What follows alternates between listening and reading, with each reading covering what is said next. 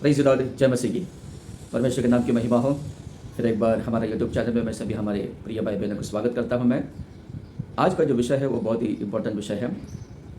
क्या हमने पवित्र आत्मा पाए है क्या, और अगर हम लोग पवित्र आत्मा नहीं पाए तो क्या होगा। ये एक बहुत ही गंभीर और इम्पोर्टेंट ये विषय है। मैं सभी हमारे प्रिय भाइयों से विनती करूंगा कि इस वीडियो को आप शुरुआत से लेकर अंत तक ज़रूर आप देखिए, और अगर आपने हमारे चैनल को सब्सक्राइब नहीं किए हैं तो हमारे चैनल को आप सब्सक्राइब कीजिए, ताकि आगे आने वाला जो वीडियोस है वो आपको मिल सके। तो समय को वेस्ट नहीं करते हुए हम लोग आगे संदेश में जाएंगे। मेरे प्रियो, पवित्र आत्मा पाना ये बहुत ही इम्पोर्टेंट बात है, और पवित्र आत्मा पाना बहुत ज़रूरी है। पवित्र आत्मा के विषय में कुछ कलीसियाओं में गलत शिक्षा दिया जा रहा है। आजकल तो यूट्यूब में भी गलत शिक्षा दिया जा रहा है। गलत शिक्षा इसलिए दिया जा रहा है क्योंकि एक तो उनको पवित्र आत्मा के विषय में उतना मालूम नहीं रहेगा, या तो वचन जो पढ़ते हैं वो वचन का अर्थ उनको समझ में नहीं आया होगा, या तो उन्होंने खुद पवित्र आत्मा नहीं पाए होंगे। तो आइए कि पवित्र आत्मा पाना कितना ज़रूरी है ये हम लोग वचन में से ही देखेंगे। हम लोग रोमियो का पत्री उसका 8वां अध्याय, रोमियो का पत्री उसका 8वां अध्याय 9वां वचन हम लोग पढ़ेंगे। रोमियो का पत्री 8वां अध्याय उसका 9वां वचन हम लोग पढ़ेंगे। इसमें ऐसा लिखा है, हम लोग नीचे का भाग हम लोग पढ़ेंगे, 9वां वचन का नीचे का भाग पढ़ेंगे। यदि किसी में मसीह का आत्मा नहीं तो वो उसका जन नहीं। रोमियो की कलीसिया को यहाँ पर पौलुस बोलता है, और पौलुस परमेश्वर का एक अच्छा सेवक थे, जिन्होंने एक अच्छा सेवकाई उन्होंने किए थे। उनके द्वारा यहाँ पर यह वचन बोला गया है, और जितना भी वचन उनके दासों के द्वारा बोला गया है वो पवित्र आत्मा की ओर से है। मेरे प्रियो, यहाँ पर साफ लिखा है कि यदि हमारे अंदर मसीह का आत्मा नहीं है तो हम परमेश्वर के जन नहीं हैं। मेरे प्रियो, देखिए कितना इम्पोर्टेंट बात है ये, कितना इम्पोर्टेंट ये वचन है। अगर मसीह का आत्मा अगर हमारे अंदर नहीं है तो हम उनका जन नहीं है करके यहाँ पे लिखा है। ये बहुत ही सीरियस ये बात है। इस विषय को लेकर मैं बहुत दिन से वीडियो बनाने के लिए मैं प्रयास कर रहा था मैं, लेकिन कुछ रुकावटें आ रही थी। लेकिन परमेश्वर सहायता की कि आज इस मैसेज को शूट करें। मेरे प्रियो, कलीसियाओं में कई जगह पर जब कोई भाई या बहन उनके पासवान, उनके पास्टर उनसे जाके बोलते हैं कि हमें पवित्र आत्मा पाना है करके, क्योंकि कहीं ना कहीं वो सुने रहते हैं या तो डायरेक्ट वो वचन से पढ़े रहते हैं।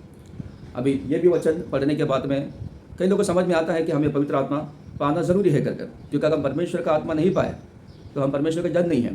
और अगर हम परमेश्वर के जन नहीं हैं तो इसका अर्थ ये भी हुआ कि स्वर्ग में हमारा प्रवेश होना लगभग नामुमकिन भी हो जाएगा। तो मेरे प्रियो, ये बहुत इम्पोर्टेंट एक विषय है। तो जब कोई भाई या बहन या कोई ब्रदर या सिस्टर, कोई बच्चा अगर उनके पास्टर से जाके वो बोलते हैं कि पास्टर जी मुझे पवित्र आत्मा पाना है करके, तो कुछ कलीसिया के पास्टर्स उनको क्या बोलते हैं कि भाई, मेरी बहन या बेटा या बेटी, आपने जिस दिन विश्वास किया है उसी दिन आप पवित्र आत्मा पाए करके, ऐसा बोलते हैं। ये कौन से वचन के आधार पर वो बोलते हैं? इफिसियों का पत्री उसका 1 अध्याय 13 वचन का जो वचन है, इफिसियों का पत्री 1 अध्याय 13 वचन को लेकर वो बोलते हैं। यहाँ पर ऐसे लिखा है, और उसी में तुम पर भी जब तुमने सत्य का वचन सुना जो तुम्हारे उद्धार का सुसमाचार है, और जिस पर तुमने विश्वास किया, प्रतिज्ञा किए हुए पवित्र आत्मा की छाप लगी। इस वचन को लेकर कुछ प्रचारक, कुछ सेवक लोग, कुछ पास्टर्स लोग उनकी कलीसिया में गलत शिक्षा दिया जा रहा है कि जिस दिन आपने प्रभु यीशु मसीह को अपना उद्धारकर्ता, अपना प्रभु, अपना परमेश्वर करके आपने जाना, यानी कि जिस दिन आपका पास सुसमाचार पहुंचा और आपने विश्वास किया, उसी दिन आपने पवित्र आत्मा पाए कर। मेरे प्रिय, ये वचन का अर्थ ये है कि सुसमाचार हजारों लोगों के पास पहुंचा, करोड़ों लोगों पर पहुंचा, लाखों लोगों के पास पहुंचा, लेकिन उसमें से हमारा हृदय की आंखें खुल गए और हमने प्रभु को पहचान लिया कि यीशु मसीह ही प्रभु है करके हमने विश्वास किया। तो मेरे प्रिय, जब हम विश्वास करते हैं, जब हम प्रभु को जान लेते हैं, तो प्रभु का दृष्टि हमारे ऊपर रहता है। इसका ही मतलब है कि हमारे पर छाप लगना। तो तब से लेकर प्रभु का दृष्टि हमारे पर रहेगा और प्रभु का आगे का प्रोसीजर परमेश्वर जो पवित्र आत्मा पाने के विषय में वो प्रोसीजर पर परमेश्वर का ध्यान रहेगा कि अब हमको कैसा पवित्र आत्मा पाने के लिए हमको तैयार करे कर मेरे प्रियो। और उसके बाद में पवित्र आत्मा पाने का प्रोसीजर हमारे जीवन में होता है, जैसे हम लोग वचन में हम लोग देखे हैं और अभी आगे भी देखेंगे। तो पवित्र छाप लगने का मतलब ये नहीं है कि हमने पवित्र आत्मा पा लिया है करके। छाप लगने का मतलब यह है कि परमेश्वर का दृष्टि हमारे पर हो गया कि ये मेरा बेटी, ये मेरा बेटी, ये मेरा बेटा, मुझे जान लिया है कर। इसका अर्थ यह है क्योंकि पवित्र आत्मा जब हम पाते हैं, जब पवित्र आत्मा हमारे अंदर उतरता है तो हमको वो महसूस होगा, वो फील होगा हमें कि हमारे अंदर पवित्र आत्मा आया है कर। मेरे प्रियो, जैसे हम कुछ खाते हैं, कुछ पीते हैं तो हमारे शरीर के अंदर जाता है तो हमको महसूस होता है कि हमारा शरीर के अंदर कुछ तो गया है कर। तो वैसे ही पवित्र आत्मा जब हमारे अंदर आएगा, जब हम पवित्र आत्मा प्राप्त करेंगे तो उस समय में हमको महसूस होगा। पवित्र आत्मा उतरने के समय में भी आपको महसूस होगा और पवित्र आत्मा प्राप्त करने के बाद, यानी कि जब पवित्र आत्मा आपके अंदर जब वास करेंगे तो उस समय भी आपको महसूस होगा कि पवित्र आत्मा मेरे अंदर आ चुका है करके। तो मेरा ये प्रश्न है कि पेंटेकोस्त का दिन, प्रेरितों की पुस्तक 2 अध्याय 37वां वचन से अगर हम लोग पढ़ेंगे तो यहाँ पर ऐसा लिखा है, तब सुनने वालों का हृदय छिद गए और वे पतरस और शेष प्रेरितों से पूछने लगे, हे भाइयों, हम क्या करें?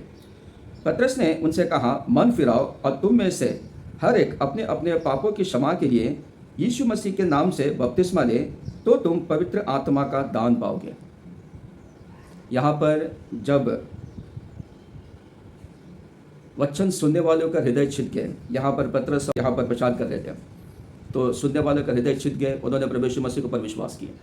तो यहाँ पर विश्वास करने के बाद में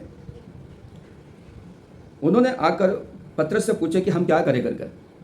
तो पतरस ने यहाँ पर ऐसा क्यों बोला कि तुम यीशु मसीह के नाम से बपतिस्मा ले तो तुम पवित्र आत्मा का दान पाओगे। उन्होंने विश्वास तो किया, तो उस समय में पवित्र आत्मा पाया कर ऐसा कुछ कलीसिया में प्रचार किया जा रहा है कि आप विश्वास किया तो आपने पवित्र आत्मा पा लिए। दूसरा वचन भी है यहाँ पर, हम लोग दूसरा भी वचन हम लोग देखेंगे। प्रेरितों की पुस्तक 8वां अध्याय 14 वचन से हम लोग पढ़ेंगे। यहाँ पर ऐसा लिखा है, 14 वचन से लेकर 17 वचन तक हम लोग पढ़ेंगे। यहाँ पर ऐसा लिखा है, जब प्रेरितों ने जो यरूशलेम में थे सुना कि सामरियों ने परमेश्वर का वचन मान लिया है, तो पतरस और यूहन्ना को उनके पास भेजा। उन्होंने जाकर उनके लिए प्रार्थना की कि पवित्र आत्मा पाए, क्योंकि वो अब तक उनमें से किसी पर न उतरा था। उन्होंने तो केवल प्रभु यीशु के नाम में बपतिस्मा लिया था। तब उन्होंने उन पर हाथ रखे और उन्होंने पवित्र आत्मा पाए। मेरे प्रियो, यहाँ पर सामरी लोगों ने प्रभु का ऊपर विश्वास किया, परमेश्वर के ऊपर विश्वास किया, परमेश्वर का वचन को मान लिया, यानी कि उन्होंने परमेश्वर के ऊपर विश्वास किया, परमेश्वर का वचन सुनकर उन्होंने परमेश्वर के ऊपर विश्वास किया। तो यहाँ पर फिर क्यों यूहन्ना और पतरस को यहाँ पर भेजा गया कि जाए और उनके लिए प्रार्थना करें और ताकि वो पवित्र आत्मा पाए कर। प्रेरितों की पुस्तक 9वां अध्याय 17 वचन हम लोग पढ़ेंगे। यहाँ पर ऐसा लिखा है, तब हनन्याह उठकर उस घर में गया और उस पर अपना हाथ रखकर कहा, हे भाई शाऊल, प्रभु अर्थात यीशु जो उस रास्ते में जिससे तू आया तुझे दिखाई दिया था, उसी ने मुझे भेजा है कि तू फिर दृष्टि पाए और पवित्र आत्मा से परिपूर्ण हो जाए। पौलुस का आग का रोशनी चला गया जब परमेश्वर ने स्वयं आकर उनको दर्शन दिए थे, उनकी आंखों में से रोशनी चला गया। उसके बाद में प्रभु ने हनन्याह नामक नबी को उनके पास भेजा ताकि वो जाए और उनके लिए प्रार्थना करे। प्रभु की अगुवाई के अनुसार ये नबी वहाँ पर आया हनन्याह, और उनके ऊपर हाथ रखा, उनके लिए प्रार्थना किया। प्रार्थना करने के बाद में उनकी आंखों में रोशनी फिर आ गए, वो चंगे हो गए और वो पवित्र आत्मा से वे परिपूर्ण हो गए। मेरे प्रियो, जैसा अभी हमने वचन में देखे कि ज़रूरी नहीं है कि जिस समय हमने परमेश्वर को जाना उसी समय में हम पवित्र आत्मा पाए, वो ज़रूरी नहीं है। ये बहुत कम लोग के साथ में होता है। मैं खुद जब विश्वास में आया था, मैं 2004 में दिसंबर में विश्वास में आया, लेकिन मुझे पवित्र आत्मा पाने के लिए मुझे 2.5 से 3 या 3 महीना लग के लगभग लगा। यानी कि मैं मार्च में 2005 में मैं पवित्र आत्मा पाया। मेरे प्रियो, जब मैं सुबह उठकर प्रार्थना में बैठा था, जब मैं परमेश्वर की स्तुति कर रहा था, स्तुति करते करते करते करते करते करते करते मुझे महसूस हुआ कि मैं आकाश के अंदर भीतर जाकर मैं परमेश्वर के साथ में मैं कनेक्ट हुआ।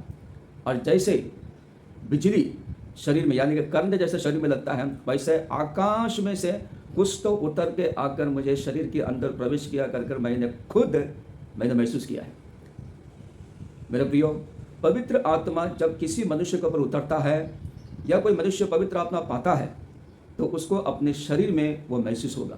जैसे कि हम खाना खाते हैं, पानी पीते हैं, तो कोई वस्तु अगर हमारे शरीर के अंदर जाता है तो हमको महसूस होता है कि कुछ तो हमारे शरीर के अंदर आए हैं। तो जब हम पवित्र आत्मा पाते हैं तो हमको वो महसूस हो जाएगा कि मेरे अंदर परमेश्वर का आत्मा आया है कर। कुछ ऐसा शिक्षा भी दिया जाता है कि पवित्र आत्मा पाए है तो उनका फल से मालूम पड़ेगा। ये बात सही है। जैसे कि यहाँ पर लिखा है कि गलतियों का पत्री 5वां अध्याय, उसमें अगर आप पढ़ेंगे तो आत्मा का फल के विषय में वहाँ पर लिखा गया है। लेकिन आत्मा का फल, पवित्र आत्मा का फल कभी आता है? पवित्र आत्मा उतरते ही तुरंत आपको फल नहीं दिखाई देगा। अगर आप बीज बो रहे हो तो तुरंत का तुरंत उगेगा, तुरंत का तुरंत उसमें पत्ते आएंगे, तुरंत का तुरंत उसमें फल आएंगे, वैसा नहीं है ना। उसको समय क्या सही है क्या गलत है ये हमको सिखाते हैं, तो उसके लिए थोड़ा समय लगता है। तो मेरे प्रियो, तुरंत का तुरंत पवित्र आत्मा का फल नहीं दिखाई देगा। वचन को अच्छी तरीके से समझना बहुत ज़रूरी है। और पवित्र आत्मा के विषय में अगर हम किसी को सिखा रहे हैं तो मेरे प्रियो, सबसे पहले हमको पवित्र आत्मा पाना बहुत ही ज़रूरी है। अगर हम पवित्र आत्मा नहीं पाएंगे तो ये पवित्र शास्त्रों को भी प्रचार करना बहुत मुश्किल हो जाएगा। हम अगर पवित्र आत्मा नहीं पाए तो परमेश्वर का वचन प्रचार करने के लिए मुश्किल हो जाएगा। हम सिखाने जाएंगे तो वो कुछ उसका अलग ही अर्थ हो जाएगा और इसमें कई लोग ठोकर खाएंगे। इसमें अभी पवित्र आत्मा के विषय में कई शिक्षाएं दिया जा रहा है।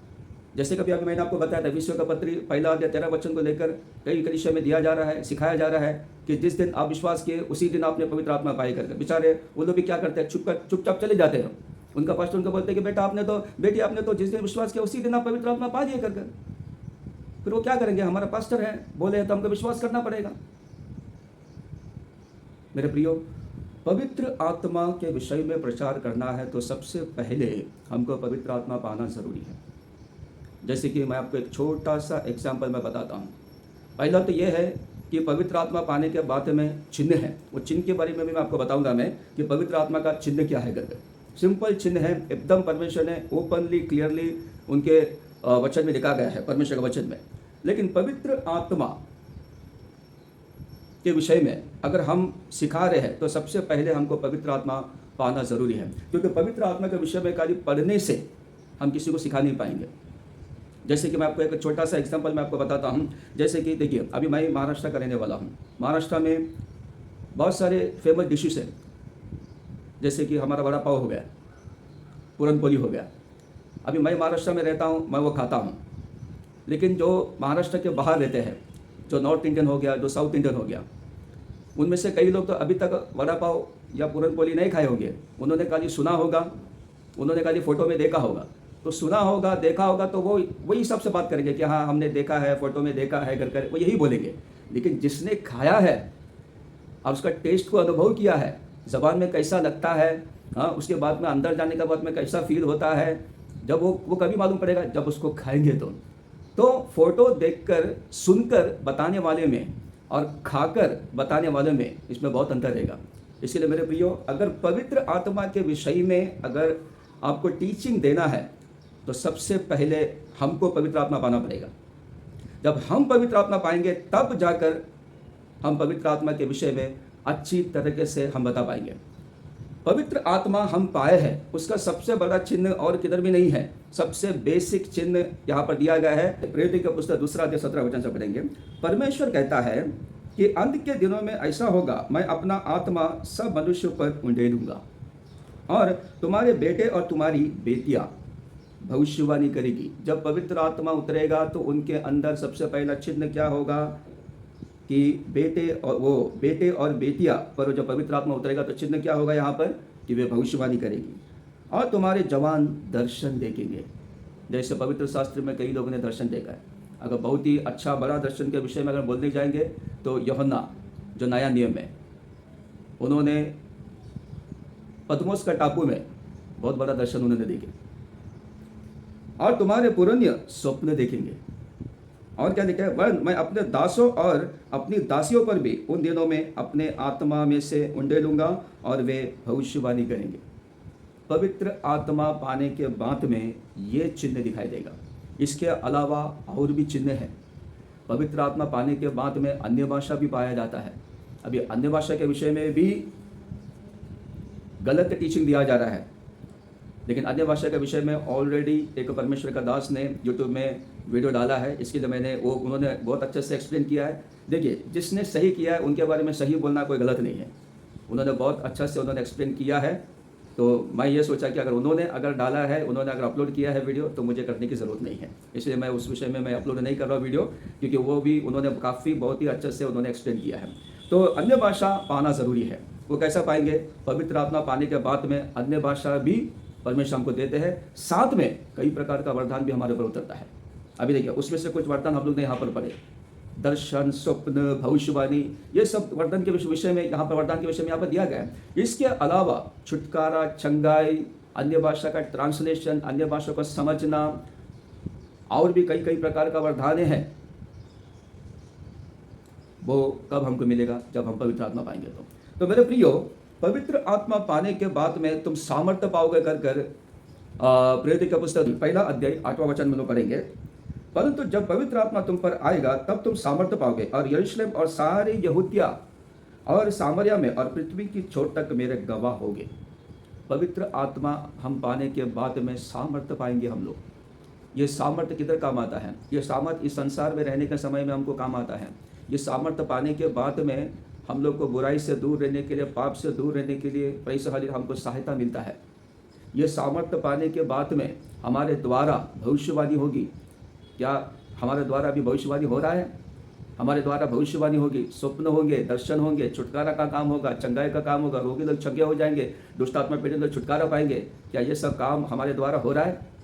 मेरे प्रियो, प्रभु ने बोला अगर तुम मुझ पर विश्वास करोगे तो मेरे से भी बड़े बड़े काम करोगे। लेकिन ये काम कब होगा? ये काम जब हम पवित्र आत्मा पाएंगे तब ये काम होगा। इसके लिए चलिए लोग को प्रभु ने क्या बोले हैं? प्रेरित का पुस्तक 1 अध्याय 4 और 5वां वचन में यहाँ पर ऐसे लिखा है, और उनसे मिलकर उन्हें आज्ञा दी, यरूशलेम को ना छोड़ो, परंतु पिता की उस प्रतिज्ञा की पूरे होने की बाट जोते रहो। यरूशलेम को छोड़ना नहीं है, क्योंकि पिता ने जो प्रतिज्ञा तुमको दिए है वो पूरा होने के लिए तुम क्या करो? बाट जोते रहो, जिसकी चर्चा तुम मुझसे सुन चुके हो। क्योंकि यूहन्ना ने तो पानी में बपतिस्मा दिया है, परंतु थोड़े दिनों के बाद तुम पवित्र आत्मा से बपतिस्मा पाओगे। अभी तो यूहन्ना ने तुमको पानी से बपतिस्मा दिया है। अभी तक यूहन्ना का बपतिस्मा पानी का बपतिस्मा ही हुआ है, लेकिन अभी पवित्र आत्मा का बपतिस्मा होना बाकी है।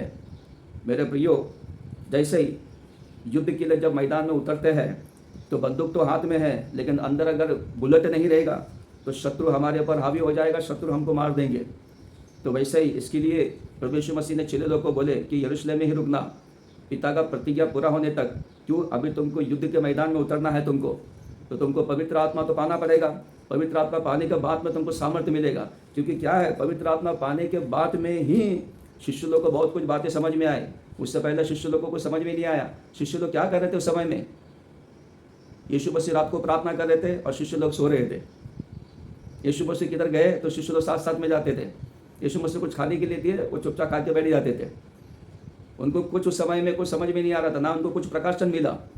लेकिन जब पवित्र आत्मा जब उनके ऊपर उतरा तब जाकर उनको सामर्थ्य भी मिला और उनको समझ में भी आया कि प्रभु यीशु मसीह क्या कर रहे थे, रात को बैठ के क्या कर रहे थे प्रभु यीशु मसीह।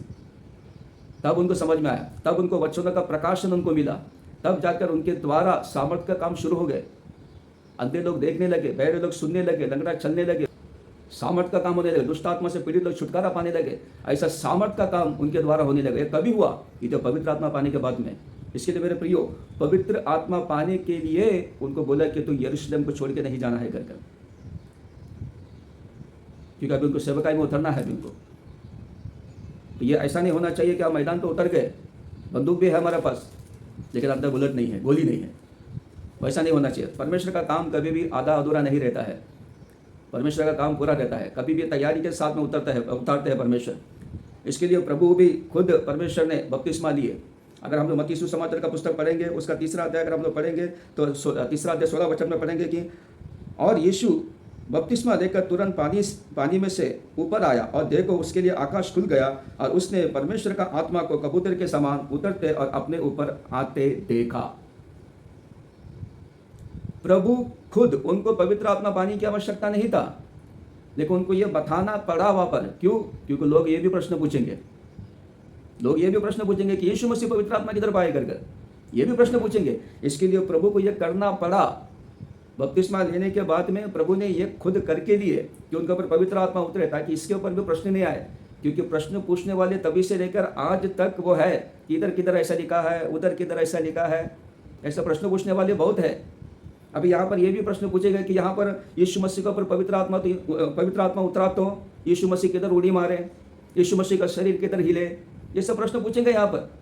मेरे प्रियो, वो प्रभु है, उनको पवित्र आत्मा उधर पानी की जरूरत नहीं, ऑलरेडी उनके अंदर पवित्र आत्मा है। लेकिन ये उधर करना अवश्य था, ताकि लोग इसके ऊपर अभी आगे प्रश्न ना पूछे कर। और प्रभु को उड़ी मारने की जरूरत नहीं है, वो खुद परमेश्वर है। लोग का बहुत प्रश्न ऐसा है कि पवित्र आत्मा उतरता है तो ऐसा कैसा, लोगों का शरीर हिलता है, वो उड़ी मारते हैं, नीचे गिरते हैं, होगा? क्यों नहीं होगा?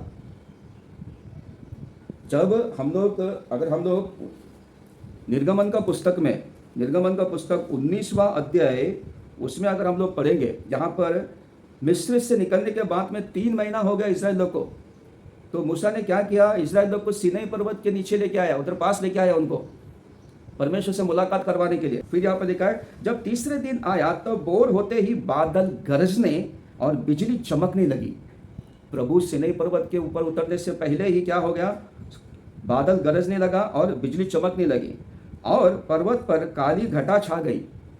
फिर नरसिंगा का बड़ा भारी शब्द हुआ और छावनी में जितने लोग थे सब कांप उठे।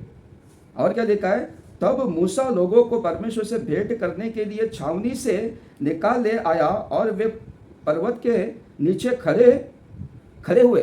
और 18 वचन में लिखा है, और यहोवा जो आग में होकर सीनै पर्वत पर उतरा था, इस कारण समस्त पर्वत धुएं से भर गया और उसका धुआं भट्टे का सा उठ रहा था और समस्त पर्वत बहुत कांप रहा था। वहां पर लिखा है, परमेश्वर उतरने के वजह से वो सीनै पर्वत बहुत कांप रहा था। यहाँ पर ऐसे लिखा है कि और समस्त पर्वत बहुत कांप रहा था।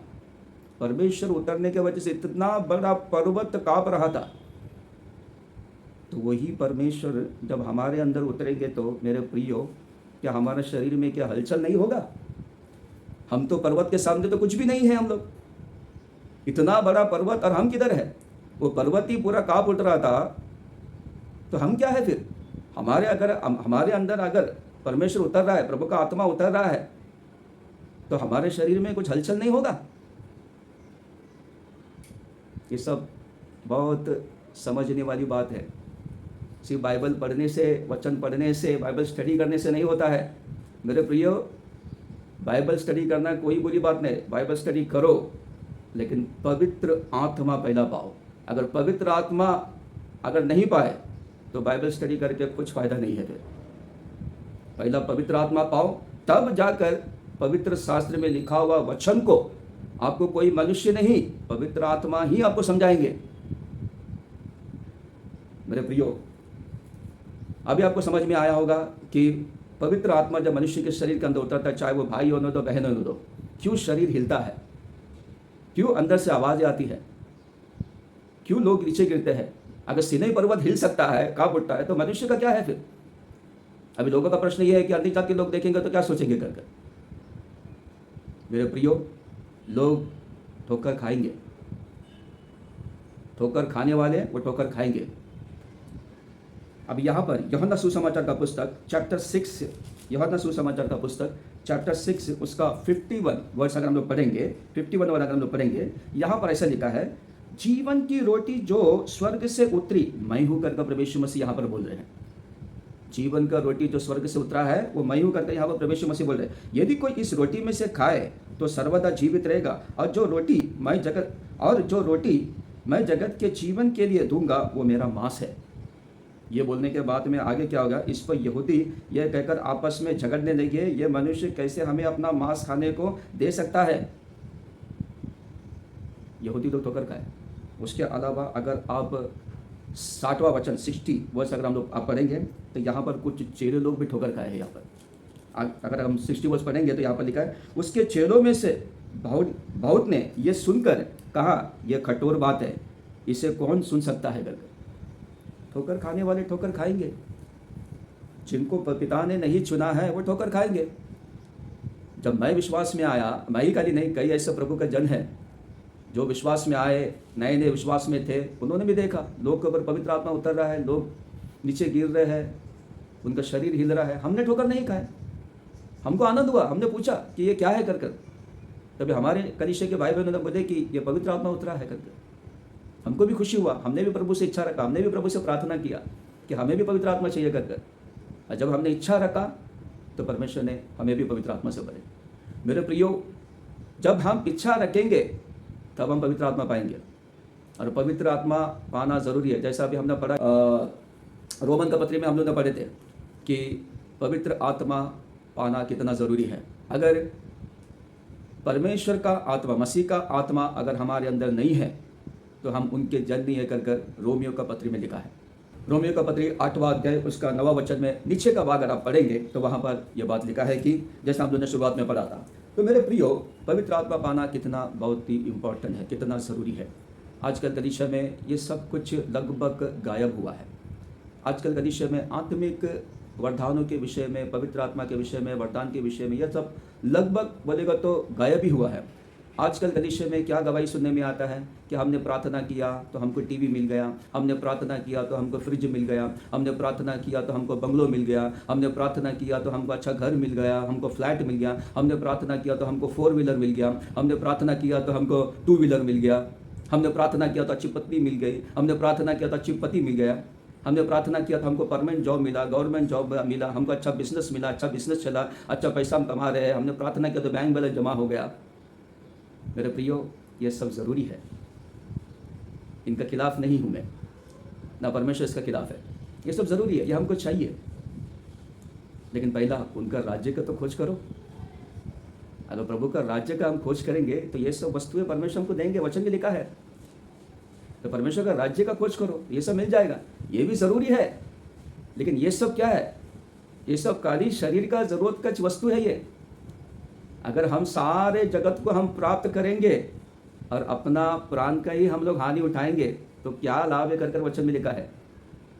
सारे जगत को हम प्राप्त करेंगे और हम स्वर्ग में नहीं पहुंचेंगे तो क्या लाभ है। तो आजकल कलीसिया में आत्मिक गवाहियाँ लगभग खत्म हो चुकी है। जैसे कि मैंने पवित्र आत्मा पाया, मैंने अन्य भाषा पाया, मैंने चंगाई का वरदान पाया, मैं छुटकारा का वरदान पाया, अन्य भाषा का ट्रांसलेशन का वरदान पाया, अन्य भाषा को समझने का वरदान पाया, मैंने स्वप्न दर्शन का वरदान पाया, मैंने भविष्यवाणी का वरदान पाया। ये लगभग बंद हो गया है। आजकल सब संसार की गवाहियाँ, शरीर की जो लगने वाली जो वस्तु है, यही गवाही आजकल कलीसिया में सुनने मिल रहा है। मेरे प्रिय, इसका कारण क्या है? इसका कारण है वहाँ के चरवाहे। क्योंकि चरवा खुद पवित्र आत्मा नहीं पाया रहेगा तो पवित्र आत्मा के विषय में प्रचार नहीं करेंगे, और अगर वो अगर प्रचार कर भी दिया तो उस विषय में वो ज़्यादा फोकस नहीं करेंगे कि मैंने पवित्र आत्मा पाया है तो मेरे कलीसिया के जन भी पवित्र आत्मा पाना चाहिए करके वो ज़्यादा फोकस नहीं करेंगे। वो ज़्यादा करके क्या करेंगे, वो पवित्र आत्मा के बारे में वो फोर्स नहीं करेंगे, लेकिन बाकी चीज़ों के बारे में बोलेंगे कि आप अच्छा स्टडी करो, आप अच्छा पढ़ाई करो, आप अच्छा जॉब में जाओ। इसका विरुद्ध में नहीं हूँ मैं, लेकिन ज़रूरी है कि हमें प्रथम स्थान हमें परमेश्वर को पहला देना है प्रभु की बातों में, और उसके बाद में ये सब कुछ। और जो पवित्र आत्मा नहीं पाए वो पवित्र आत्मा के विरुद्ध में ही बात करेंगे, जो भविष्यवाणी का वरदान नहीं पाए वो भविष्यवाणी के विरुद्ध में बात करेंगे, जिनके द्वारा छुटकारा चंगाई नहीं होता है वो छुटकारा चंगाई के विरुद्ध में ही बात करेंगे, वो उनके पक्ष में बात नहीं करेंगे। वो मेरे प्रियो, सावधान रहो, और इन दिनों में यूट्यूब से भी सावधान रहो। अभी आपने जो मैसेज सुना है ये भी मैं आपसे कहता हूँ कि आप वचन में देखो, और जो कुछ अभी इस समय में आपने सुना है कि वो सही है कि नहीं वो भी आप देखो। ऐसा नहीं कि मैंने बोला आपने आंख बंद करके विश्वास किया, वैसा नहीं। जो कुछ आपने अभी सुना है वो आप वचन में चेक करो। सावधान रहो इन दिनों में, कलीसियाओं से भी सावधान रहो, और यूट्यूब में बहुत सारे वीडियोस आ रहे हैं, उनसे भी आप सावधान रहो। अभी मैं विश्वास करता हूँ कि आपको बहुत कुछ बातें समझ में आया रहेगा। सावधान रहिए, यह अंतिम दिन चल रहा है। जैसा वचन में लिखा है कि हो सके तो चुने हुए को भरमाया जाएगा। जितना भी वचन अभी आपने सुने हैं, आप बाइबल में से चेक कीजिए और पवित्र आत्मा के विषय में आप ठोकर मत खाइए, क्योंकि अगर हम गलत शिक्षा देंगे करोड़ों लोग ठोकर खाएंगे। और पवित्र आत्मा नहीं पाने की वजह से बाइबल में क्या लिखा है, अभी हम लोगों ने पढ़ा था रोमन का पत्री में, कि जिनका अंदर मसीह का आत्मा नहीं वो मेरा जन नहीं है। तो हम अगर गलत प्रचार करेंगे तो करोड़ों लोग ठोकर खाएंगे। और पवित्र आत्मा के विषय में अगर हम लोग गलत अगर प्रचार करेंगे, तो गलत अगर हम लोग बोलेंगे, तो यहाँ पर ऐसा लिखा है, मत्ती सुसमाचार का पुस्तक 12 अध्याय उसका 31 और 32वां वचन हम लोग पढ़ेंगे। यहाँ पर ऐसा लिखा है, इसीलिए मैं तुमसे कहता हूँ कि मनुष्य का सब प्रकार का पाप और निंदा क्षमा की जाएगी, परंतु पवित्र आत्मा की निंदा क्षमा न की जाएगी। मनुष्य का मनुष्य का सब प्रकार का पाप और निंदा क्षमा की जाएगी, परंतु पवित्र आत्मा की निंदा क्षमा ना की जाएगी। आगे लिखा है, जो कोई मनुष्य के पुत्र के विरुद्ध में कोई बात कहेगा, उसका यह अपराध क्षमा किया जाएगा। यीशु मसीह के विषय में अगर कुछ बोलते हैं तो क्षमा मिल जाएगी, हम क्षमा मांगेगा तो। परंतु जो पवित्र आत्मा के विरोध में कुछ कहेगा, चाहे वो अनजाने में हो या जानबूझकर हो, इसके लिए सावधान रहो। उसका अपराध ना तो इस लोक में और ना परलोक में क्षमा किया जाएगा। मेरा प्रियो देखिए, पवित्र आत्मा के विषय में अगर हम लोग कुछ बोलेंगे, विरोध में बोलेंगे, तो उसका अपराध ना तो इस लोक में और ना परलोक में क्षमा किया जाएगा। मेरा प्रियो, खाली पवित्र आत्मा का विषय में ही नहीं सावधान रहना है, पवित्र आत्मा का जितने भी जो वरदान है, अन्य भाषा से लेकर जितने भी जो वरदान है, उनके विरोध में भी हमको बोलना नहीं है। और इस शास्त्र को प्रचार करने से पहले मैं हमारे प्रिय भाई बहनों से विनती करूंगा कि आप पवित्र आत्मा जरूर पाइए, क्योंकि पवित्र आत्मा पाकर अगर इसको प्रचार करेंगे, परमेश्वर के वचन को प्रचार करेंगे, तो प्रचार करने वाले आप नहीं रहेंगे, वो पवित्र आत्मा रहेगा। और जब पवित्र आत्मा की ओर से प्रचार होता है, जो बीज पवित्र आत्मा की ओर से बोया जाता है, वो 30 गुना, 60 गुना, 100 गुना वो फल लाता है। मैं उम्मीद करता हूँ कि आज का संदेश आपको समझ में आया है और आपको पसंद भी आया होगा। अगर पसंद नहीं आया तो भी कोई बात नहीं, सत्य बताने का मेरा काम था। जो भी ये जो वीडियो शूटिंग का ये जो यूट्यूब में जो चैनल हमने जो ओपन किया है, हमारी इच्छा से नहीं, मुझे बिल्कुल मीडिया में आने का कोई मुझे इंटरेस्ट बिल्कुल नहीं था। बस परमेश्वर के अगुवाई से ये चैनल को ओपन किया गया है, तो मैंने तो मेरा काम कर दिया है। बाकी आपकी इच्छा। अगर आपको आज का संदेश अच्छा लगा है तो आप ज़रूर आप ये संदेश को, ये वीडियो को आप दूसरों को आप शेयर कीजिए। परमेश्वर आप सभी को आशीष करें। God bless you.